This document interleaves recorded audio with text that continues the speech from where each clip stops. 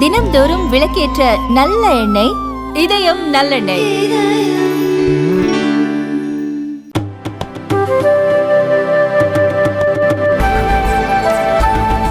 கோடை காலம் நெருங்குவதால் ஒவ்வொரு இடத்திலும் குடிநீர் பற்றாக்குறை இல்லாத அளவிற்கு அனைத்து இடங்களிலும் சீரான குடிநீர் விநியோகம் செய்ய வேண்டும் என்று மாண்பு முதலமைச்சர் அவர்கள் உத்தரவின் பேரில் துறையினுடைய அதிகாரிகள் அழைத்து பேசி எந்தெந்த இடத்தில் எவ்வளவு குடிநீர் தந்து கொண்டிருக்கிறீர்கள், ஏதாவது பற்றாக்குறை இருக்கிறதா என்பதை கேட்டறிந்து, அப்படி ஒரு சில இடங்களிலே இருக்கிற நம்ம குழாய்கள் பழுதுபட்டிருக்கிற இடங்களை குழாய்களை பழுது நீக்கவும், மோட்டார் புதிதாக அமைக்க வேண்டிய இடத்திலே மோட்டாரை அமைக்கவும், அவர்களுக்கு தேவையான வசதிகளை செய்து தருவதற்கு உரிய கூட்டமாக இது கூட்டம் நடத்தப்பட்டது.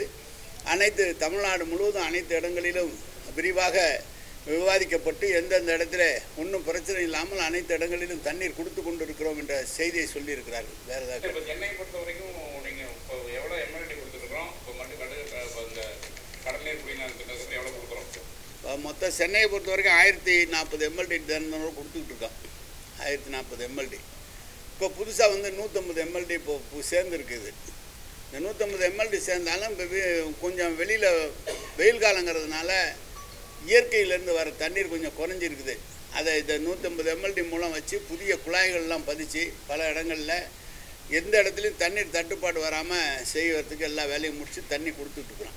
இல்லை, இப்போ வடசென்னை பொறுத்த வரைக்கும் அந்த தண்ணியில் தொடர்ந்து ஒரே ஒரு பெரிய பிரச்சனை மட்டும்தான் வந்துட்டு இருக்கிறோம். இந்த கழிவு கலந்து வர்றதுனால சொல்லிட்டு இருக்காங்க. இப்போ கூட அந்த நிறைய பேர் பாதிப்பு அப்படின்னு சொல்லிட்டு இருக்காங்க. இப்போ அதுக்கு என்ன ரெடிப்பு எப்படி? இந்த ஆண்டு நம்ம மாண்பு முதலமைச்சர் அவர்கள் சிஎம்டிவிலேருந்து கடந்த ஆண்டு 1000 கோடி கொடுத்தாங்க. அந்த 1000 கோடியில் 500 கோடி மெட்ரோ வாட்டர் கொடுத்துருக்காங்க. 150 கோடி மாநகராட்சி கொடுத்துருக்குறாங்க கடந்த ஆண்டு கொடுத்தது. இந்த ஆண்டு 950 கோடி வட சென்னையில் இருக்கிற குழாய்களை மாற்றுவதற்காக நிதிக்கு ஒதுக்கி தந்திருக்கிறார்கள். எந்தெந்த இடத்தில் தேவையோ அந்த பணி தொடங்கும்.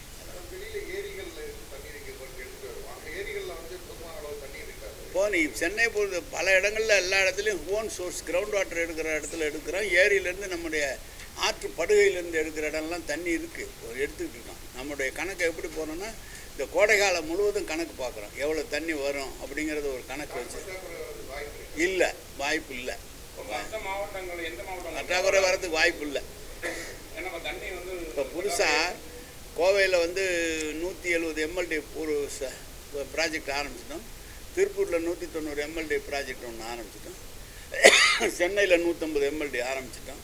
இப்போ மதுரையில் 170 எம்எல்டிக்கு ரெடி பண்ணிட்டுருக்கோம். அது முடிகிற தருவாயில் இருக்குது. இது மாதிரி எங்கெங்கெல்லாம் தேவைப்படலாம் திட்டங்களை நிறைவேற்றி திறந்துட்டோம். அதனால் ஒன்றும் வாய்ப்பு தட்டுப்பாடு வர்றதுக்கு வாய்ப்பு இல்லை. வீராணத்துலேருந்து வர தண்ணி கொஞ்சம் குறைஞ்சிக்கிட்டு இருக்கா. அவங்க காவேரியிலேருந்து தண்ணி வரல. அதுக்காக தான் இந்த 150 எம்எல்டி இதை கொடுத்துட்டோம். வேறு ஒரு இடத்துலையும் பார்த்தா எல்லா இடத்துலையும் சரியாக இருக்குது. சரியாக தேவைப்பட்டால் எடுத்துக்குவோம்.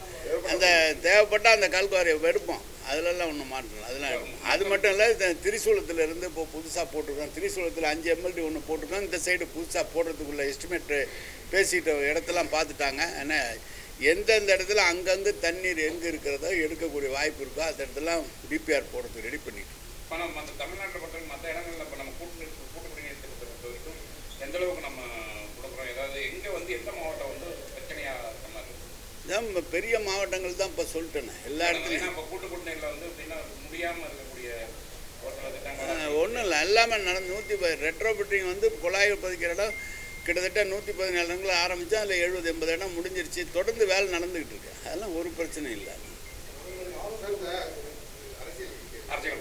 அது ஏங்க